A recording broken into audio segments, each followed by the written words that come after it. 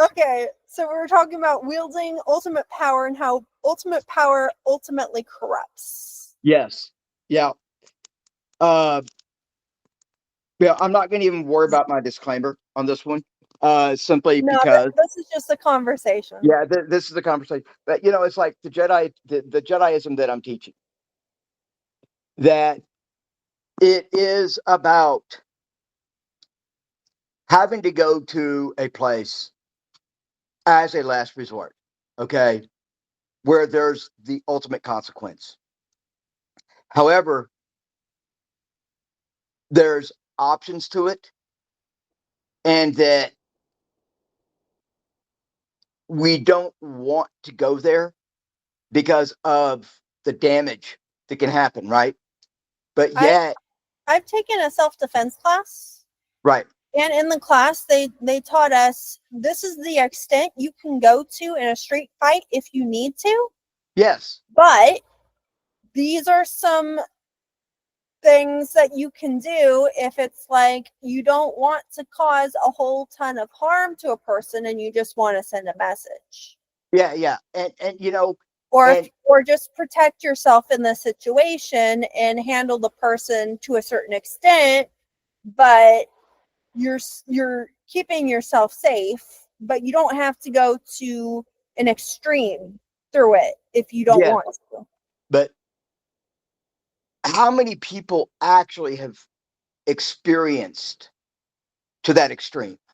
Statistically, you are less likely to be in that kind of situation if you have studied self defense, because you will hold yourself in ways that would be less likely that someone would attack you based off of what you learn in said Mm. class. Yeah, and but my point with this is that if one has never really truly got into a actual physical altercation, like we're talking, you get into the intimate space and you mean to do harm. Okay, you mean to actually stop a person where there is actual harm. Okay, there's really not a lot of people that have actually experienced that unless you've physically experienced it and done it, or also those that have trained in that way. Okay, where we're going to go to this point, but however, we're going to stop here. But if you've ever gone to that point, you know the results. Okay, and this is where, yes, knowing one can do that. But the question comes, should you? Okay, is the question one always has to weigh before taking that step of going, I have this ability and know how, and I will. However, I don't want to. Okay. But yet,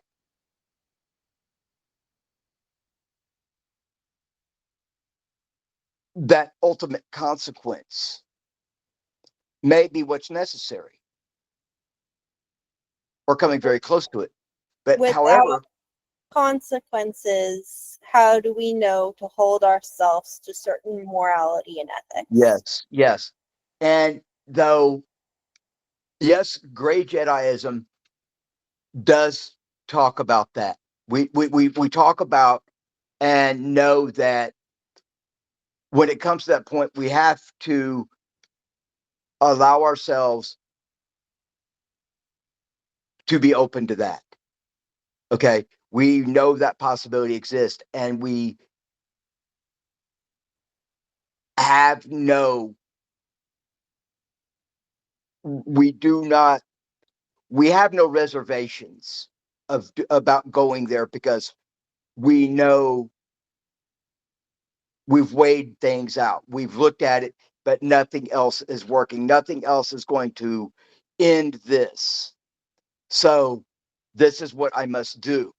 But It's not just one of those things that one willingly goes into straight off. Okay.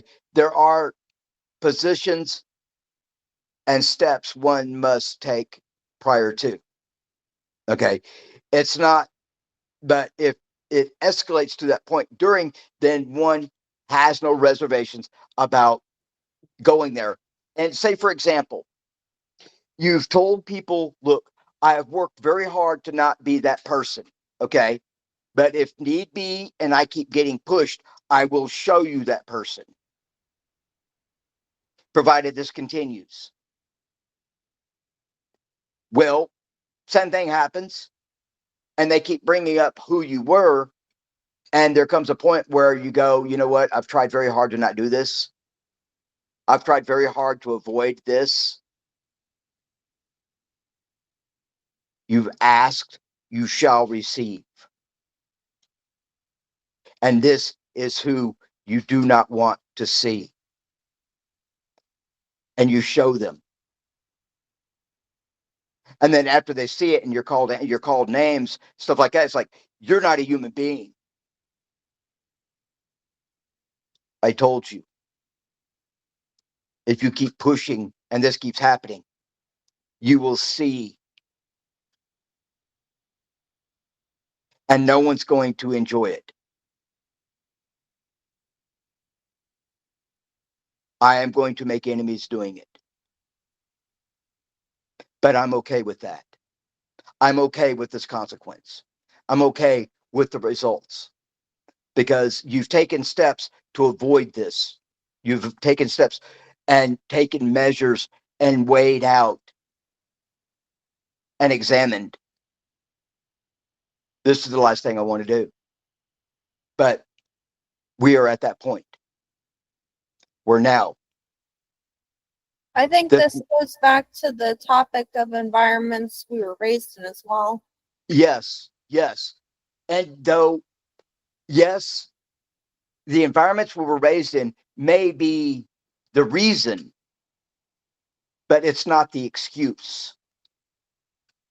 It's like being in a certain environment means, especially if it's chaotic and unpredictable, that you're going to have to be a certain way, or you might be reactive in a certain way in said environment.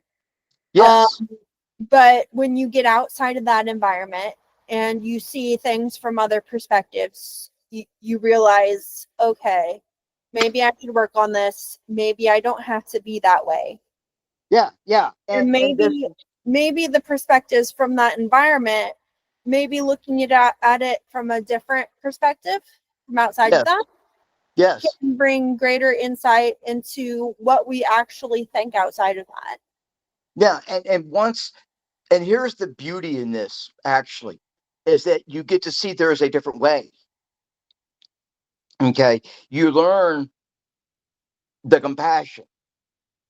You learn where grace, you learn where mercy is. Okay. And that one may deserve for that consequence to be established, to be issued. Okay.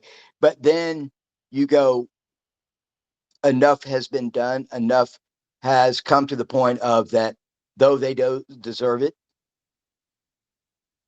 I'm not going to. And be merciful on that. And sometimes we understand better how to maintain ourselves in said chaotic environments once we're removed from it. Yes. And we understand an outside perspective of, hey, maybe look at it this way.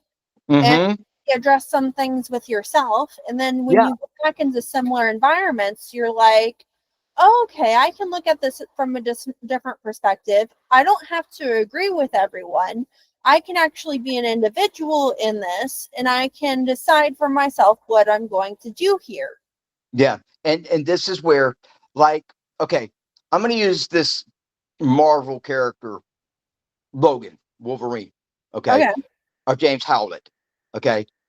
When he is not being bothered, okay, when he's seeking peace because his life has always been of violence. Okay. And he's very good at it.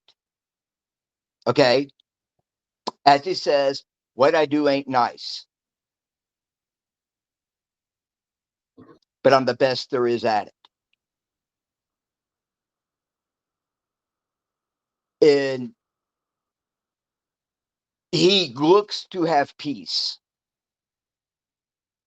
He looks to seek a different way. But yet, you put him in the position,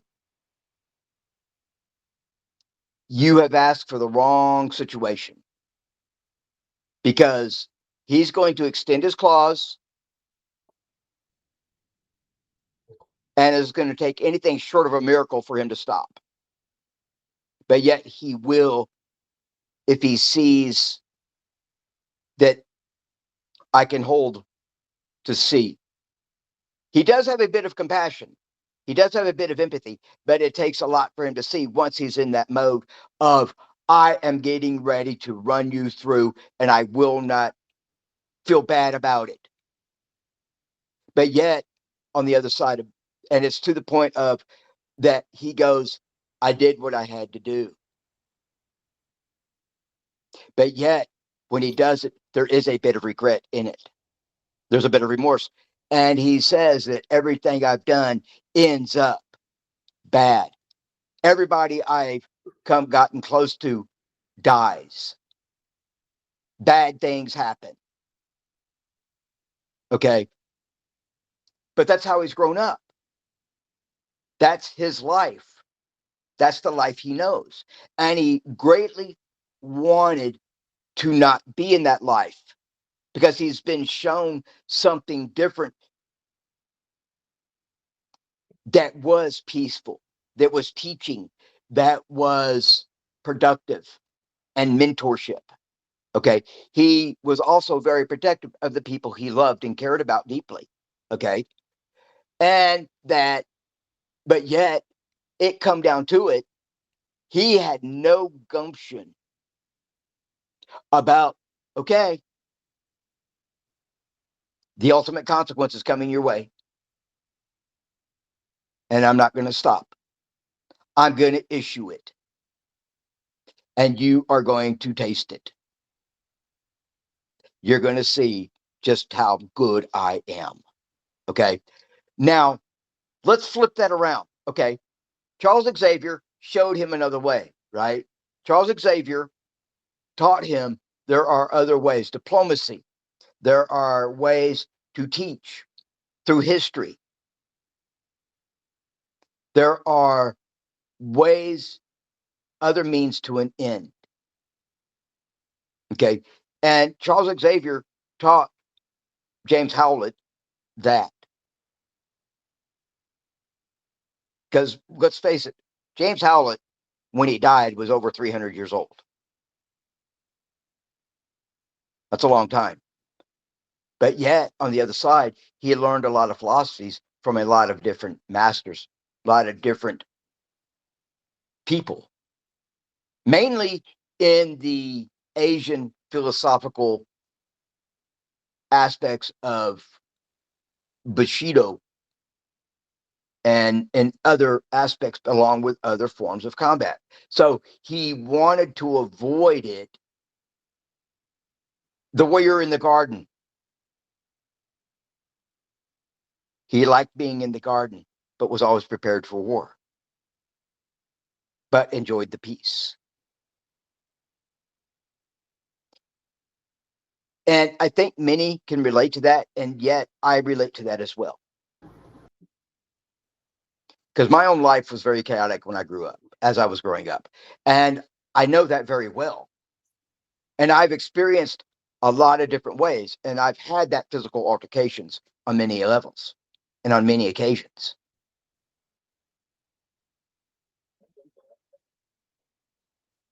And have had to engage in that.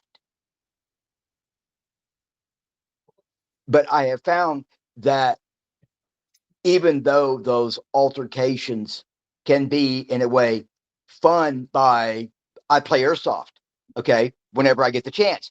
That's combative. It's fun. Everybody's enjoying it, and nobody gets hurt unless somebody falls or accidents happen or somebody got too close and fired, right? But yet, when it's all done right, everybody laughs and has good times. And there are mishaps that happen that are funny. Like, for example, somebody gets shot in the butt several times. Painful? Yes. But people are laughing, no harm done. Or people get shot in the genital area. That's painful too. But yet people laugh. People go, "Are you okay?" You're like, "Yeah, I'm good." And everybody's still cracking up. But everybody knows that accidents can happen. Okay. Things do happen. So I've learned that even though in a chaotic environment that is intense, that yet there are things that you can still get from it that still have positive outcomes, that still have positivity, that everybody is okay.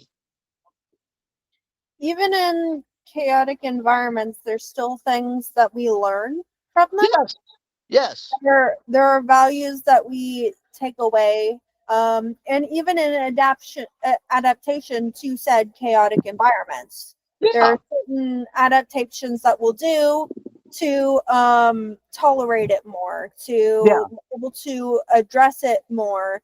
But yeah, in that, there's also when you get out of those environments and you find that there's this big old world that can think differently in many ways. uh-huh. You can realize I can look at this from a different perspective. Yeah, I don't have to be completely like resentful and all this stuff towards these aspects of how I was raised or the environment that I was in. yes, I don't have to agree. I can look at it from a different perspective. And yeah, maybe that can bring me more understanding towards the thinking behind what that was trying to show me. yeah, yeah. And here's a good example, I think, with the airsoft deal. Okay, that even though being aggressive, okay, being aggressive, and I'm going to use airsoft as a great example here because it is a very positive activity to do. It brings a lot of people together. Families can do it. Fathers, sons, family oriented fun, right? And you meet a lot of good people in it. You meet some good teachers and you meet some not so good players. But there's also teaching moments in it and learning times where somebody who's been in it for a while can show a new player what to look out for and how to be good, better, and okay, to reduce your chances of getting hit and maybe score more. Okay.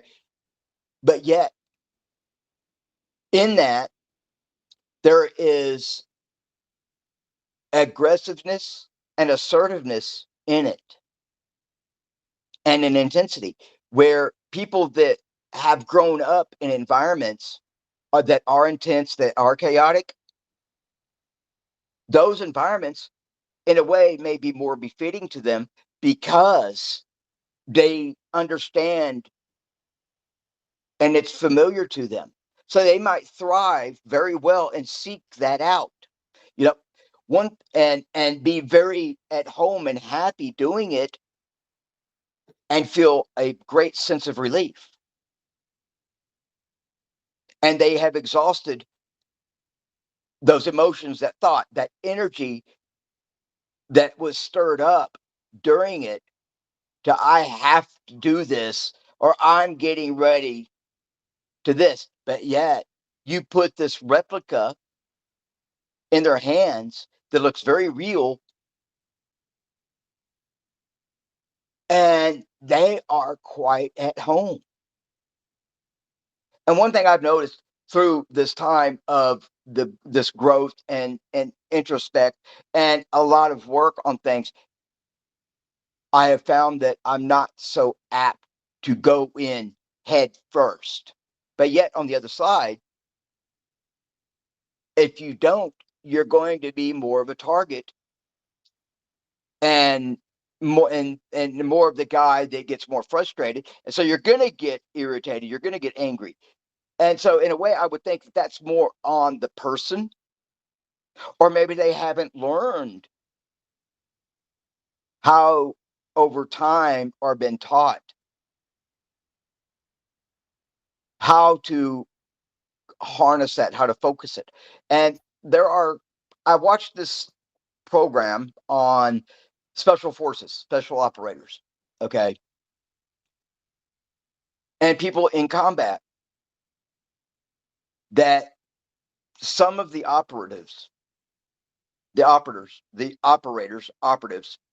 some after a drill and after going through an actual real life situation, come back, their baseline readings, their stats, their blood pressure, their heart rates, all of this, their thinking was never affected. They came out like it was just another day.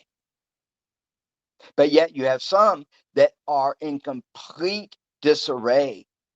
They are completely taken back.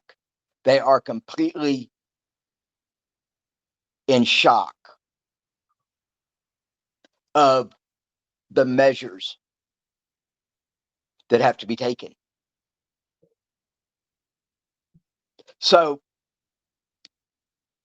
and their stats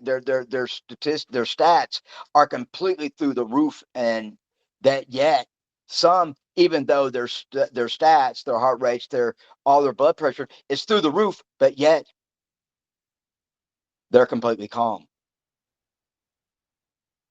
It goes into that frame of mind. If you grew up in the environment, it's what you're accustomed to. You have all these physical symptoms going on, but mentally you are completely aware, but yet you're displaying some traits of the long-term effect. And those are what we have to look out for, is not the immediate, but what's the long-term on us? What has been the long-term outcome throughout our lives that has impacted us and caused us to have this one type of thinking? You know, a conversation we were having before we started this was neuroscience. Okay. Of that, yeah, our environments do shape us. Our environments, as Zenon was saying, becomes the majority of how we think, becomes the way our brains are. And I would agree to that. But it doesn't mean that it can't be changed. Yes, the other we may be familiar to, and without hesitation be able to go back to it, because it's what we know. It's in a way who we are, which I don't think is a lie, and I hope I'm correct in saying that. But it doesn't mean that that's who we have to be. We have a different way. I mean, it's like Buddhism, Taoism, and the different types of these aspects can help a person change that thinking. It doesn't mean our bodies aren't going to react in the same way. But once we rewired, oh geez, I'm a FUD. But once we've rewired the brain, that thinking and that response won't be as apparent. But it may take more to get us there, and eventually we're going to revert back there. And that's where, if one stays in the environments, and when you go back, you can revert back to that. And I think in a way,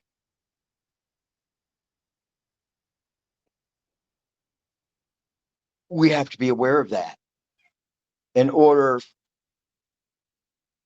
to reduce our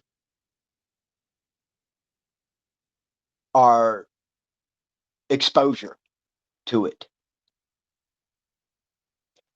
And also be aware of, this is only how much I can tolerate of this now, because after that, I'm going to start acting in this way. And that people that have told you you're this person, you're fighting like hell to not be that person inside. You're fighting like hell to go, I don't want to do this. Much like Logan, James Howlett, Wolverine does when he's in a situation. And somebody has to go, Logan, don't. And inside, and you know he's ready to pop his claws any moment, right? But he's working very hard not to. He's not wanting to. And I think it's good that when somebody is at that point of, I don't want to, I would rather take a different way to do this,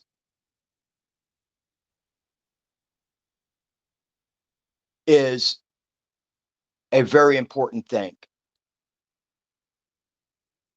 And that we have to remember that we are humans, and we can learn, and we can adapt, and we can change. We can do things differently. And the environments we grew up in, yes, we may want to return to them because it's what we're familiar with. Okay. But it doesn't mean we always have to stay there.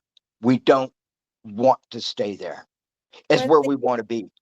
With the environment I grew up in, it was very, beliefs is why we did things. It's why we made decisions. And the beliefs were the identity, and it was incredibly hard to walk away from that, because that was the sense of self. Yes. And even in that, there were certain values that my parents had imparted to me, that community was important. And so I kept trying to seek out community, and where they found community was within spiritual groups. And that still seemed to be a core thing that I was still in search for, despite finding that the environment that I was raised in those spiritual groups, or even with just family, was chaotic. Yeah. And I grew up in a very chaotic household also. One that was not very productive as far as the well-being goes. Okay. But I learned over time that take me out of the environment, I'm good. It's like you step out of that environment, and then you realize more of who you actually are outside of it. And you Yes. understand your values more, and where you're actually standing. And Right. then you realize, okay, what from this am I actually seeking? And can I incorporate this into being in a more healthy environment? But also there's this thing where you're leaning towards something that is more familiar. Yes. Yeah. And that when one stays in what they call survival mode, survival instincts. Okay. One will eventually, at some point, get tired of always staying there and look But for, also getting outside of it yes, and realizing, okay, these are the different perspectives on what I was dealing with then. And yeah, this is the perspective that I can take on now and have a more healthier idea of what a positive environment would be, even yeah, with that being there. yeah, and yeah, the one thing, and let's look at this. Let's look at this the on the other side of the coin here. Okay, that when one has done work to stay away from that within themselves, and yet when they, for some reason, have to go back to it, the people that know that environment, that live and want that for some strange, odd, perverted reason, find a way to make it happen, whether overtly, passively, manipulatively, or whatever, but will do something, say something that instinctively sets you back there. And so, in a way, and very much so, you are that person again, or return to that readily. Because when you go in, you're always in a defense. You are that person which you've worked to not be. And yet, those other people that are that revert and stay there draw that from you. They know where to get you. And then you've just proved them right. This person hasn't changed. This person is still that person. And to them, that justifies their belief. That validates it. I think in this, there was something that you had said to me that I keep going back to the past kind of a thing. Yeah. But in that, I think I'm also just evaluating my perspective on it Yeah. and asking more for a secondary opinion Okay. or perspective on the situation Right. in a way, so I can step outside of it, look at it Mm-hmm. from a different perspective, and maybe have a new take on it to where I'm Yeah. not being as affected by it. Yeah. And so, and that staying on this other side, the dichotomy of it, that the word I'm starting to use more of, that you that I'm seeing the meaning of that. Yeah. That, you know, you, I think an evaluation of the past to change our perspective on how we view it presently yeah, and what we're going through now. yeah, There, the past has some sort of effect on how we're seeing certain things in the present. yes, And so being able to address that and see that from a different perspective yeah, is valuable, because then you're changing how you're looking at things, and yeah, you're not seeing it from this perspective of, oh, it was because of these beliefs that these people were doing that, and I don't agree with that, and I don't agree with their beliefs, and I'm against them and all that, when you could be going, well, here's this other perspective on those beliefs, Yeah. and this other perspective on what they were doing, and maybe we can more understand where they're coming from, but also understand how we can grow as a person from analyzing that. Yeah. And we have to remember too, there are people that without that chaos and that stuff that hasn't been examined truly, that are always finding a way to avoid it and always look at other people as, well, they did it, and so I'll do it, or see see That they, sounds like coming for excuses for doing something, and yet by an exactly. example given, but not really having a true justifiable reason for it. Right. And if you're doing it just because that's where you are with yourself, because of something else underlying that you haven't truly dealt with, that's going to be your go-to, just to prove you right, to make you seem valid. If you're doing things just to validate yourself and you have no other reason for doing things, why are you actually doing them? It's because that these people haven't come to that point, that everything you're doing, you've been told, is causing problems. You're making everybody mad at you. And they keep denying it and keep claiming to be a victim. Well, I don't understand why they did this. You're I, sitting in it. You're causing your own suffering by being attached to it. exactly. And that they just want to feel comfortable and feel victimized by it. And that, like, for example, uh, I'm going to use a situation that happened recently, that I went to go this weekend to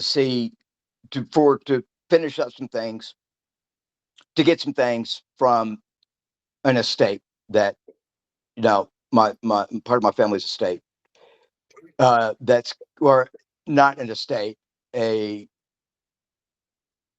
some things to pick up,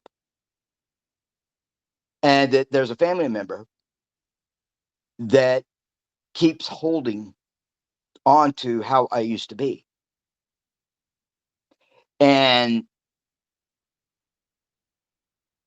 that I have had to, in a way, or many times, say, the reason you're upset is because I tell you something you don't like hearing, or I'm not accepting it.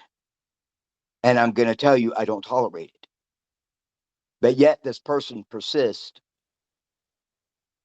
And you finally tell somebody that is very close in proximity of the person, hey, I don't want to, but if people keep pushing, I will show you that, yes, I was that person.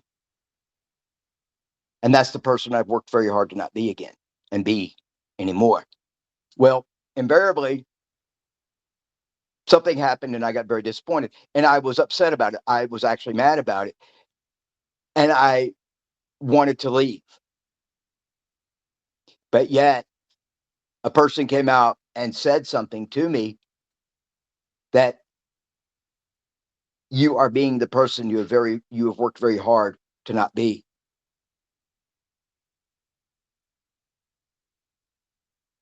And then you are going, okay,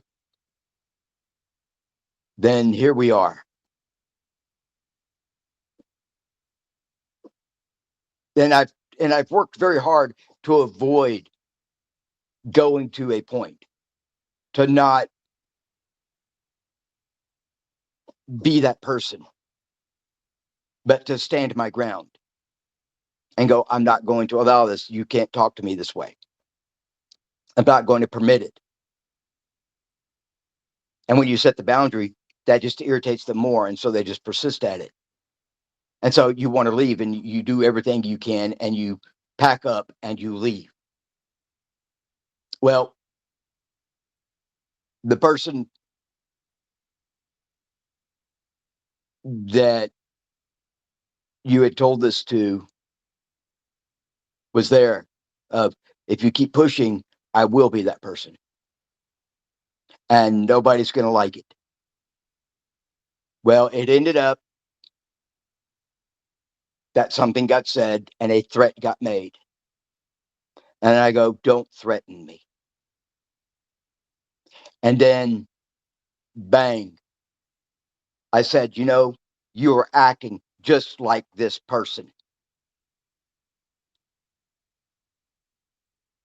Something I had been avoiding saying for a very long time.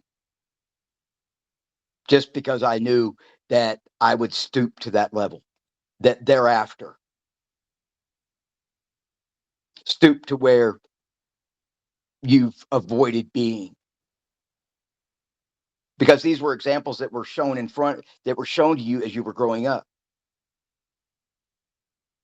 And so the resolve while driving back home, driving back here to where I live, you ask, and you're thinking about this through the drive back, going,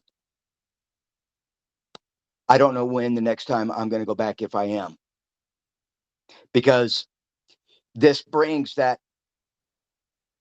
part of you, that person that you've worked very hard to not be. It brings that out, no matter what you do. You set limits, you try to avoid it, but invariably the conversation or something happens that gets drawn to that, or somebody out of the blue goes, ah, and you're in a defensive again. And you're back into that survival mode. And so your recourse is something you work and you don't like, and you're going, I don't want to do this. I don't want to be here.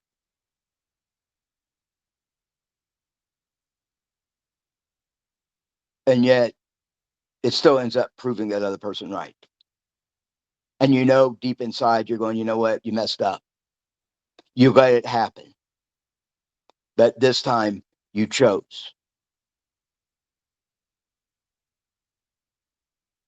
And you chose to be ugly. You chose to show them, this is who I was.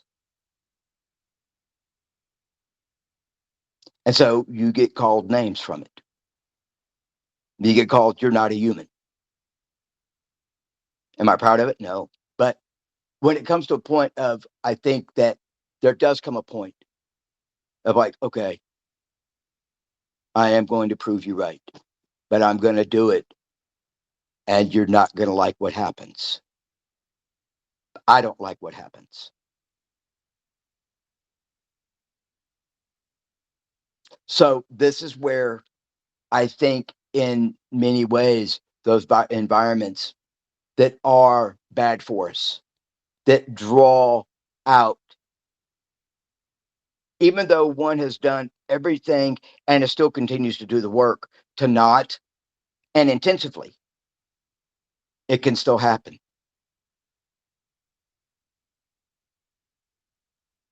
No one's perfect. And this is where I say, sometimes you have to. You have to show what you were. You have to show what you don't want to be, and what people didn't want you to be, and what you didn't want to be. To show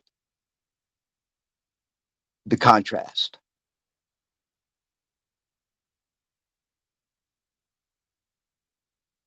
Is it productive? No. Is it favorable? No, because it just dismantles everything you've said in that one moment. But yet, when you look at it and you go, you have done what you can. And then the day after, or you look back going, you know what? I don't have any remorse in what happened.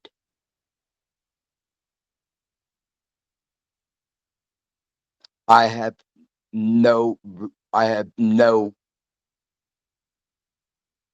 don't have any guilt over it.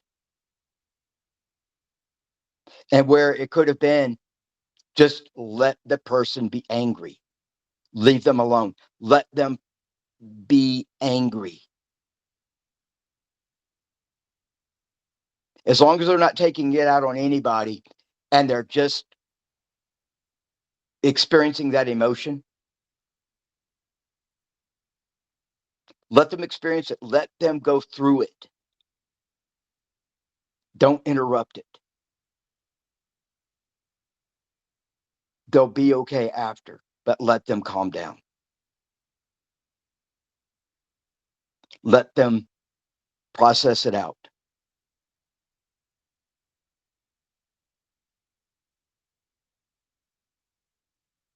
Let them come to rest with it. Let them reconcile with it. That there are people, and there are those moments where no one's given that chance to. They know when, from experience, they know when that I'm still going to push my position on it. And that person isn't ready to rationally talk about it.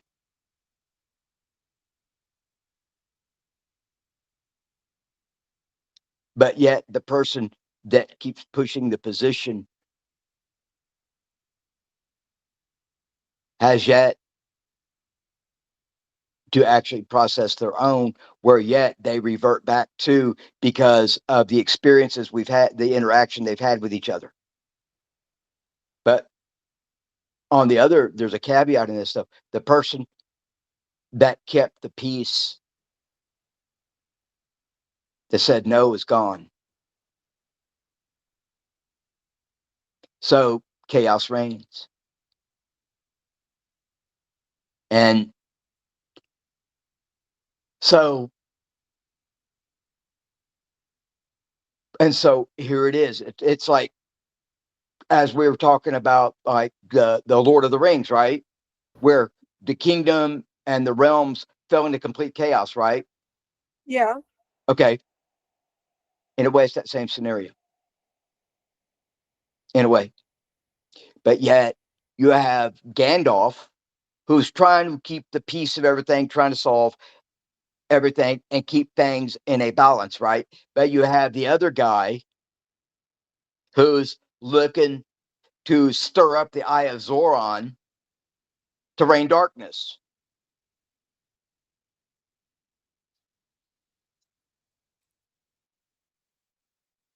But yet, Gandalf at points appeared to lose. He appeared to be no more.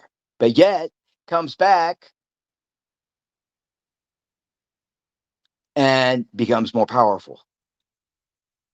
But I think in that, understood, sometimes you have to wield that absolute power and gather the resources to do it. Now, is it justified to wield that absolute power and that moment and that person without regret? Was it justified when Frodo was? You know, He did it to get out of a few situations. yes, exactly. And then he started to use it more and more. He started to mess around with it, play around with it like a party trick. Yeah, exactly. To impress. Yeah. So I think it depends on how we're using said power. Yes. Because if we're doing it for the greater good of a situation and we have our morals and values and ethics in mind, Yeah. and what's going to be greater good for the situation and what we're actually trying to accomplish here, Yeah. then it's going to have better benefit than just using it for mere party tricks or using it with malice. Yeah. And that's the thing, is that if one is doing it for malice, then that's the wrong reason. That's not They have justified. lost themselves in the process. Exactly. And I think when we find ourselves and go, They become like Golem, where they're like, all I want is my power, precious, and I shall my precious, ultimately yeah, corrupt, and it shall be mine. yeah, you become obsessed with it. Yeah. And that knowing when you're doing it in the right way, you are aware that you're pulling in, as uh Frodo Frodo Sort of. Frodo did, that he knew that whenever he did, it was calling the race. Okay. So he realized at a certain point that I should not be using this ring as much. It is affecting me. It is drawing attention to me. Yes. It is creating problems when I do. Yeah. But he still ended up being somewhat corrupted by it. He Right. And still ended up not wanting to let it go. And it was his friend, Sam Gamgee, yes, that was like, no, no, no, we got to throw this into the we volcano we and get we rid of it. we have to get rid of it. We have to And fulfill our mission and what we set out in the first place yeah, and abide by our morals and principles and right. values. And we need to make sure that this gets tossed into the volcano because that's what we set out to do in the first place. Exactly. And that was the reason for using it in the first place. That's Yeah. the reason why it should have been used. And when somebody does use it, and when they go to using the ring and it's drawing that darkness, and they're left to the point of, I do this, I know that I am pulling this death of myself. I And am calling. Golem. Yes. But yet I'm at a point now of I have no choice. And yes, I might sound like I'm justifying something here, and I hopefully not. I'm not. I guess my point here is, don't willingly go There there. was times that it was used for the greater good of the situation, but it was understood that using this ring had consequences Yes. to the self, to morality, to ethics, to personal safety and concealment in trying to destroy the ring. Right. Yeah. And this brings us back. This brings us to the point of what I was talking about. Great Jediism is that the gray part, Gandalf the Gray, is that he knew how much power he could wield, how much damage he could do, but he did it only when absolutely necessary. There was one person who was not affected by the ring and would not take it from the Yeah. series. And that was that elf woman who Yes. when she saw the ring, she saw, oh, look how great you could be. Look at all the good you could do from it. But Yes. realized Yes. my own strength is enough to get me there. I don't need this ultimate power Yes. to do that. And so she Right. outright denied Frodo, and she's like, no, I'm powerful as I am. I'm good with who I am. That ring Yes. will corrupt me. Yes.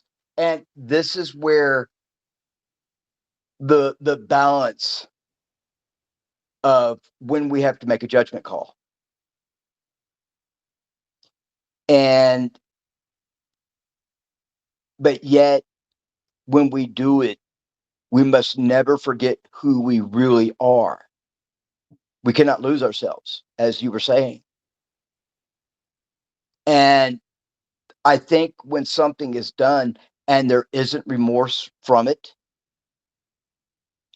it was the correct step to make the point, to say, yes, I'm I will at times go and display things, but also this is what's bringing me to this point.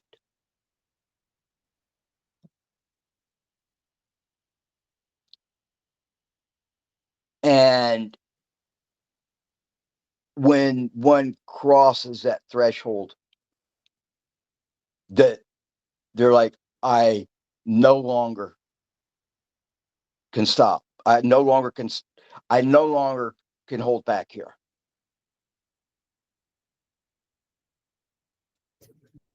Then you do it. And there's no remorse the next day or afterwards. But the disappointment of that you have to say goodbye or possibly distance yourself a lot further.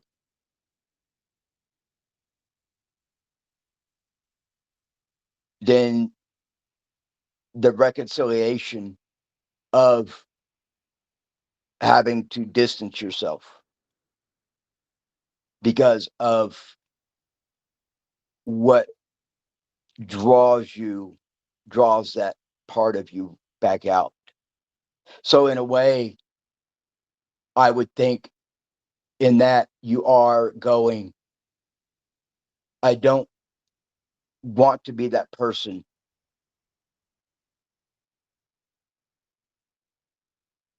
unless I absolutely have to. I absolutely necessarily have to.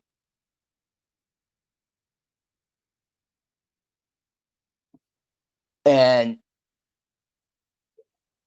to some people that may sound like you're just looking for a justification. Okay. But on the other side, when one goes, I don't know when or if I'll be back. I think in a way that's saying that, yes, that part of us, that thought process, that stuff we know is still going to be there. And we really hope we never have to go back to it. And because we don't want to. We want to do what we can to improve ourselves, to get a better grasp on it. And to still examine what takes us there.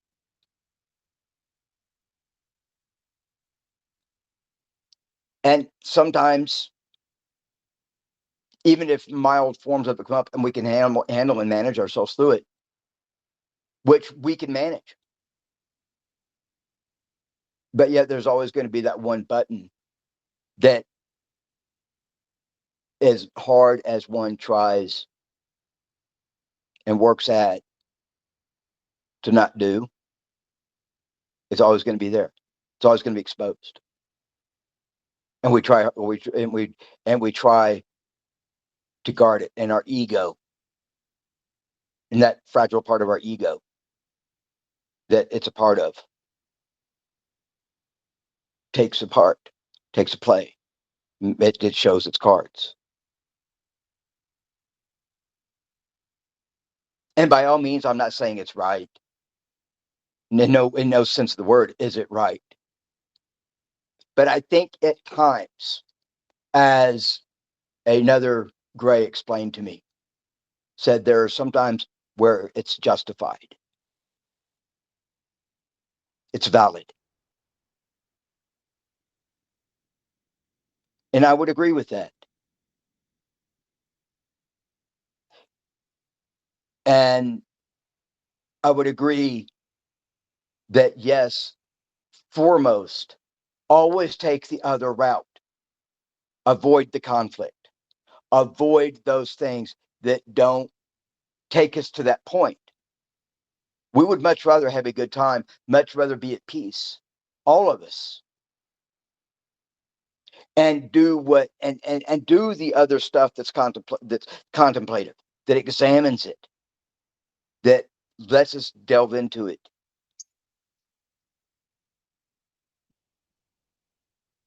And yes, we are human. Yes, there's going to be parts of us that are never going to be completely arrested. Never. And that, especially when we're talking about changing our thinking, changing these neural pathways.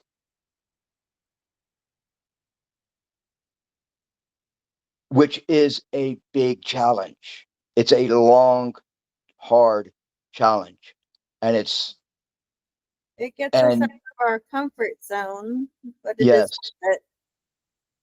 yeah, yeah, Seeing things from an outside perspective, learning to grow as a person, learning to find who you are outside of the environment that you were raised in yes, are important things to address. right, right, right. And believe me, anybody who's grown up in an environment that was unhealthy, were in a way highly disrespectful and intrusive, one comes to a point of that you want no part of it. You want to go, I just want this to stop. I'm too tired. I can't keep doing this. And you can, and then you go, once you've had a taste of that peace, you want to maintain it. You want to stay there with it. And that,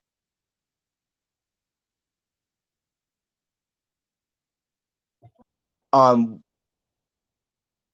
but yet, what does it take to defend it? What does it take to maintain it? And that's where we go. Is this going to be to maintain my peace and the peace and balance? Or is it going to disrupt it and throw things into a chaos and the consequences that follow? Well, one must be okay either way. One must be okay with the consequences that follow, and the other may be, I really would prefer the lesser. Well, if you prefer the lesser, then great. And that's what we all want. We all hopefully can be there.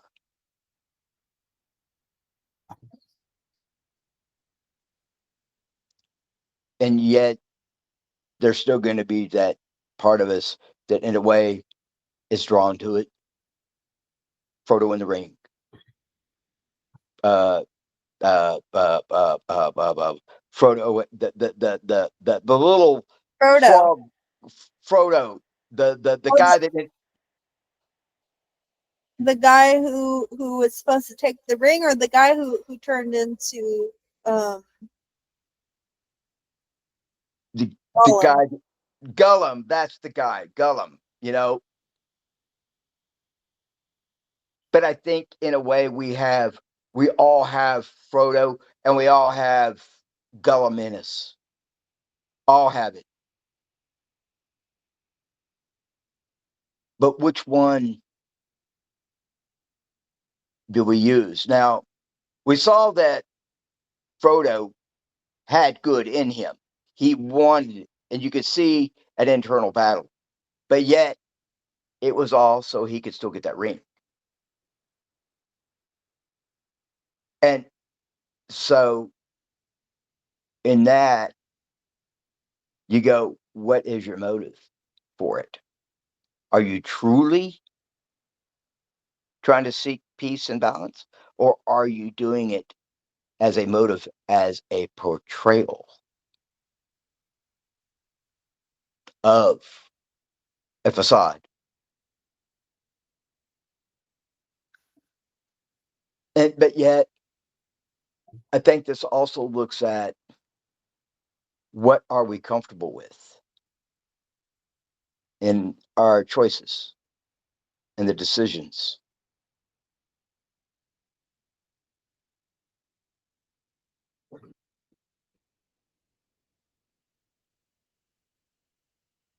And,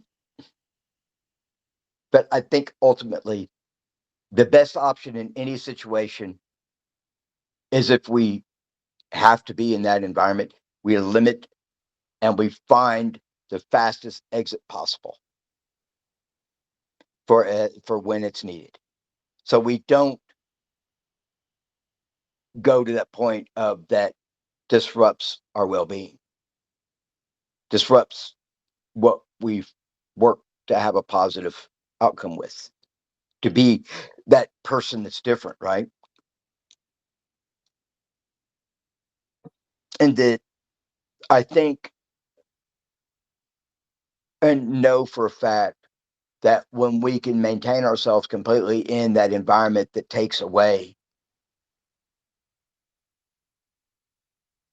that puts that bad, brings that part of ourselves out, and we can still maintain and be at peace over it and never and not be disturbed. I think we have, in a very much so, mastered who we are.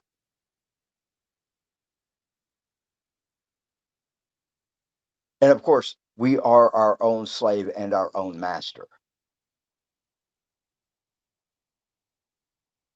which that is something to contemplate, something to really, which one are we? Which one are we? Are we the slave, or are we the master of ourselves? Which one are we? At what time are we either or both? Can we be either or both?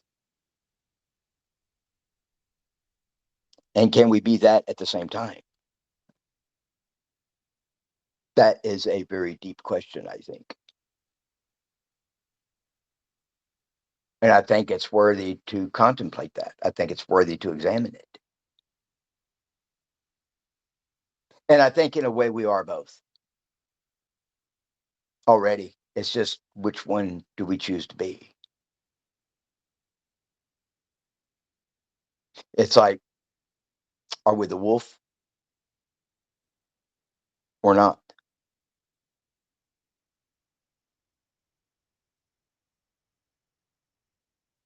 So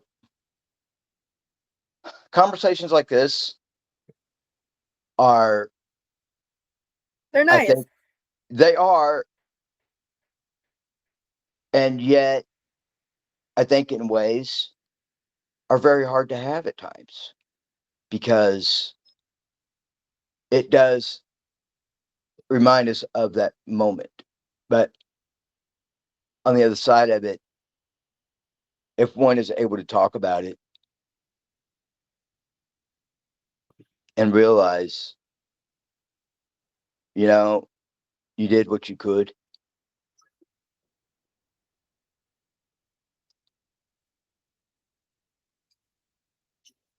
and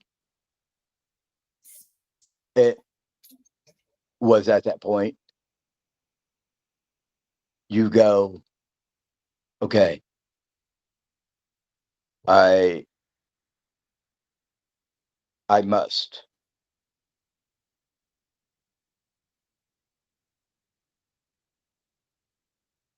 I must distance myself, because none of this is going to be good for me.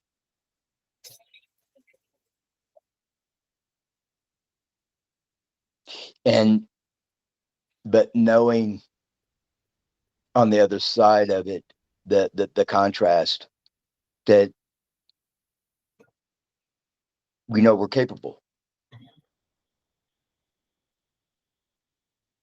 It's like we were talking about earlier about those that who take self-defense classes, martial arts, all that, they practice to do it, okay, to where it becomes second nature. But not everybody that does can. And I would like that to be understood, that even though one has practiced it, not everybody that does can actually do it when the time comes. You know, you might know this kick, you might know that, you might know this strike, you know the damage can issue, but yet your goal and you go, I can't. I don't have it in me. Well, it's great exercise. It teaches great discipline. It teaches a different philosophy. It does know that I can fight per se, or at least I know the moves and how to fight. Okay. But that's only part of it. That's the physical part of it. The mental part is committing to it. I know in my own experience, push come to shove, I can, I will. Because I was like a couple of years back, 2 years back, just about 2 years back, I was at a table and there was some drinking going on.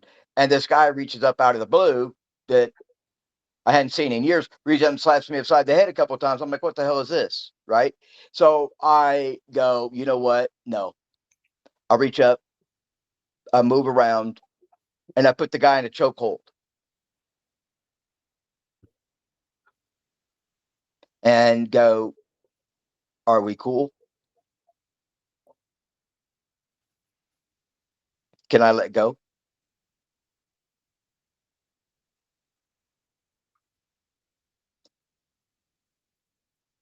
Now, how many people can actually move around and without thinking and second nature do that?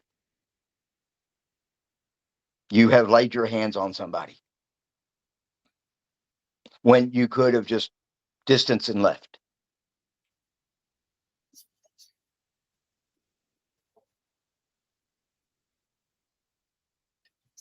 One school of thought is, you know, you could have said goodbye and left. And the other school of is that, you know, the guy hit you first. Finish it.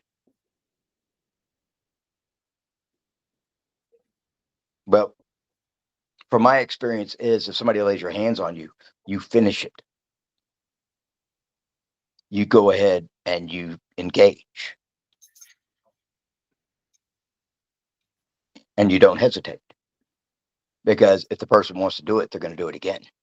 So you give them an option while they're in your grasp. Are we done here? Because I will continue this. And you will be on the floor being revived. And I won't have regrets doing it because you asked. But the other part would go, the other side of school of thought is that you could have avoided that whole situation by walking away. Well, after that, the person still wanted to persist to engage again. Well, you realize that in that the person wants to escalate it, but you've regained your composure. You've regained where you were before, but yet you're going, I don't want to do this. I don't want to do this. I would much rather have a friendship than for this to do this, for us to do this. This isn't the way I want to do this. And there's all other ways I could go with this, all other things with it. But this is where, if something like that happens, you have injured that person's ego. You have shown them you will not stand for it. But that's what that person understands. And yet, once you've got the upper hand on them, and if you maintain that by not responding, you have still maintained control by not responding again, because you've already shown you have control. You have more. It's been understood. That is part of what, in martial arts could also teach you by not responding again. That is control. That is control over the situation. But they already know what you're capable of, what you're willing to do. But again, that's where that other part of us does come out, does emerge. But yet, to not 90% of the time is in itself still a great feat. That is still accomplishment. That's still something to feel good about, to think good of ourselves on.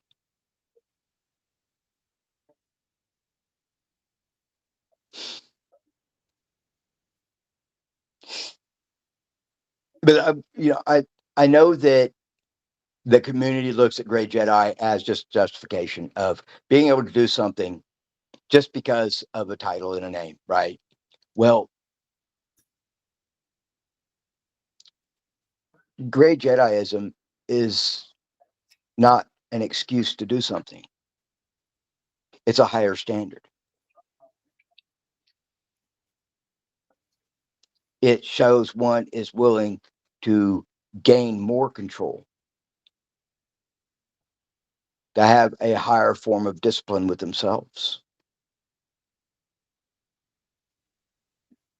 in order and have a greater understanding of themselves, an intensive understanding of themselves, to knowing yourself deeper, to knowing yourself thoroughly.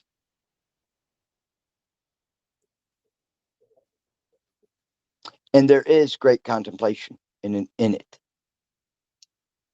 That cerebral mental thought,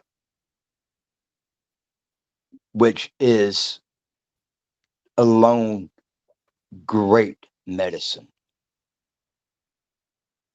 It teaches us many things about ourselves.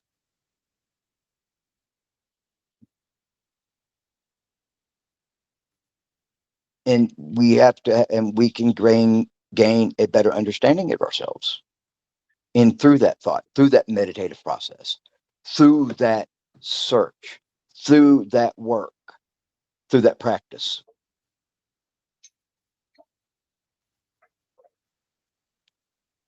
But we cannot forget ourselves as a whole either.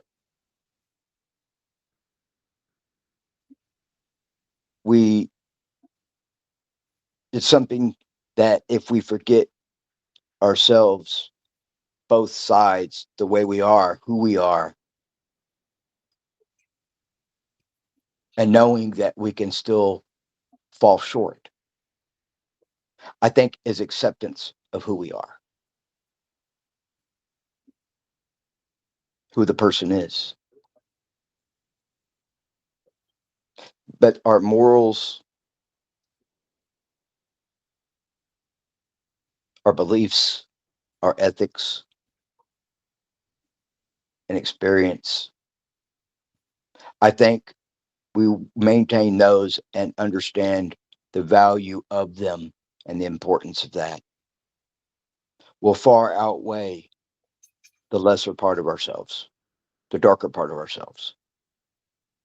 And I think in that we will also understand the darker part of ourselves as well, that there can still be a moral code with it.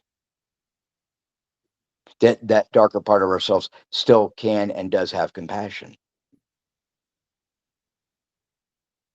And like Logan, even though he would be in a feral state, he still had a form of compassion.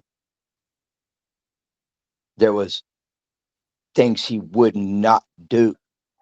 He would never harm children, and he would never harm women. But if absolutely had to, the last resort, last call, he would. And I think that in a way is where his morality, he wrestled with in a part deep down.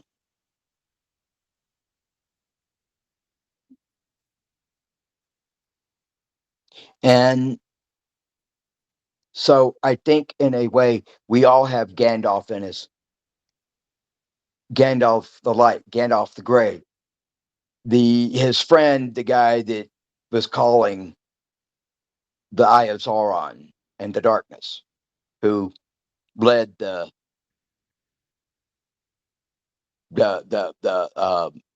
army of the goblin army, whomever. Orc.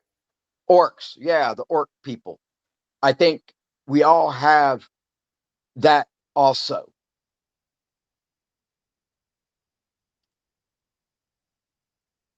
And I think Gandalf understood that within all of us, within himself, everything around. But as he said in that great moment, thou shalt not pass. I think maybe we might say that to ourselves. Thou shalt not pass this point. And I will do what I can and must to not allow it, which means maybe taking the steps necessary to not ever let it. But then that becomes the caveat. We do what we must. So I think therein lies the contemplation.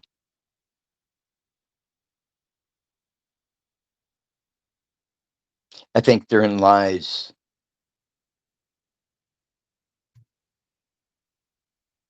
the truth within ourselves,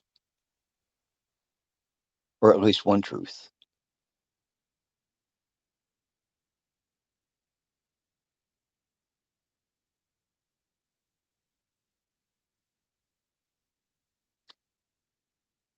But however, is it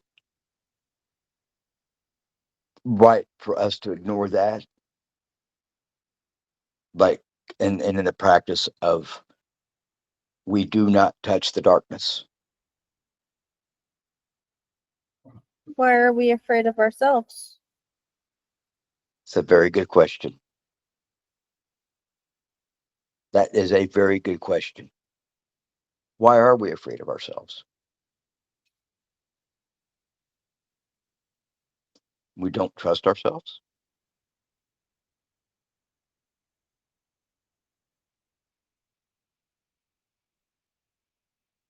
I think if one understands that they do trust themselves. They trust that they know when to stop, how far to go, what to do, when to make that call, and how to make the call.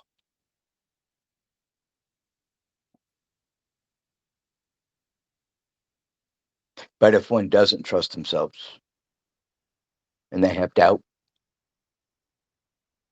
they shouldn't.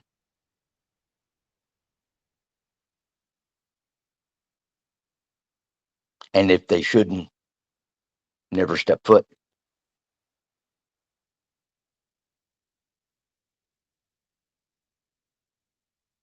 So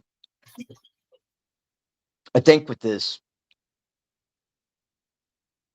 there are those that can, those that will, those that know. And there are those who can study it, can understand the aspects of it, but never truly be, who never can, but yet they understand the philosophies behind it, the meanings of it, and the practice of it. And that's why I think it's good in the study of the philosophies of this. We look at all aspects, okay? We look at the dark, we look at the light, we look at everything else in between. That way, we have a better insight, we have a better understanding.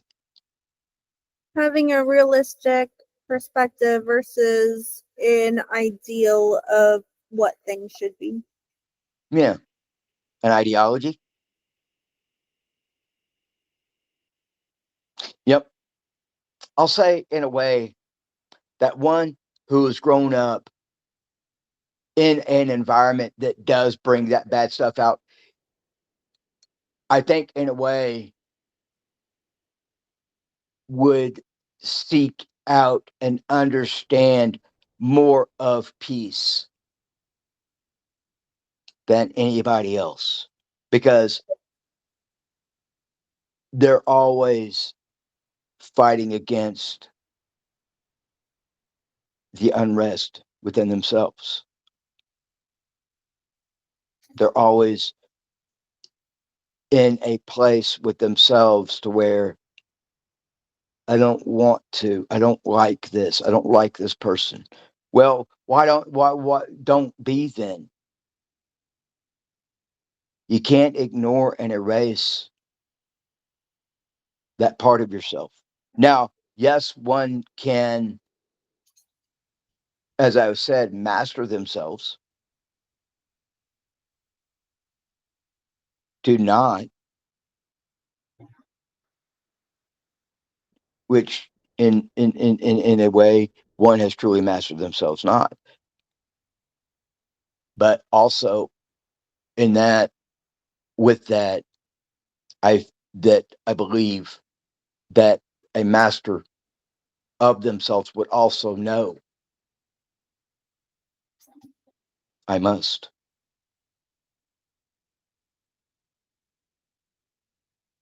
I've done everything possible to not.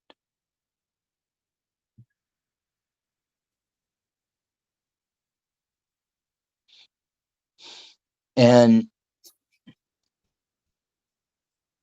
that I think also that is where one has reconciled with themselves.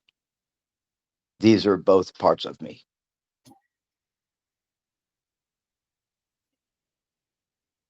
And that not at there are times that one part of us has to come out a bit, has to come out. Because if not, you're still doing what you're fighting to not be and not do. To deny is also to have the dark side, to also be a part of it. And that causes one to suffer. But to also be is acknowledgement, which is, I think, in a way, I hope I'm not wrong in this statement, also practicing compassion. I hope I'm not wrong in that. But this is a lifelong journey. This is always work to progress, to become better than we were, who we may imagine ourselves to be. I think so. I think knowing who we are understands both our natures and what our nature is. And they both have a place. So I think here is a good place to stop because I'm getting hungry. Haven't eaten today, and my stomach is beginning to become my master. So, anyway, guys, again, for whatever reason, some strange reason, we actually acted on. Let's have another podcast just because. It'll And I'm make up for not doing a podcast next week. Yes, I would like everybody to know that I am going to be moving. I have found a place, and I'm very pleased with it. It's an old home that was built in 1941. Still very solid. It's got some rough spots, but for the most part, yes. It's a cottage, per se, 1 bedroom, but it was built in 1941 when things were built solid and real. It's not glamorous, but yet it's very homey. So hopefully by the next time we do this, I will be from my new place. So Julie, Xenon, the quiet one, and I'm Tal Griffin. I didn't leave a thought with you last podcast earlier today. Something I want to think about, something I'd like to put out.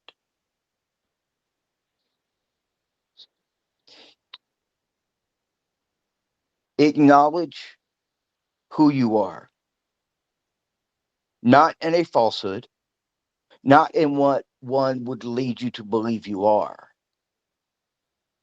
but who you are,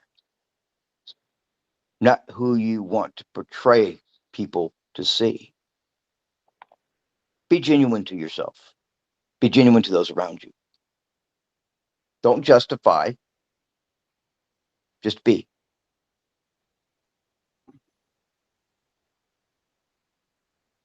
Because we are both. We are one. We are the yin and the yang, the light and the dark, the balance. The yin and yang represents the dichotomy of form and no form in Zen, Yes. which in essence is what is described as the different aspects of the Tao, Yeah. or what in Jediism is commonly referred to as the Force. Yes. Very much so. It's ever changing, ever flowing. And there's each of us in there's each of us in both sides, the light and the dark. And we have to reconcile with that. We have to agree to recognize that, agree to be that. So thank you, both of you, the quiet rabbit woman over there, Xenon, who is always ever present, but always observing. Always. Always. Hey, she speaks. Oh my God. She's broken her vow of She's silence. broken her vows of silence. Oh my God. Anyway, I would like for everybody to think about that and the ever-flowing nature of how we are the force, the ever-changing, the message that is carried to us. So anyway, Tal Griffin out. Everybody take care. Have a good week. Until next time, take care.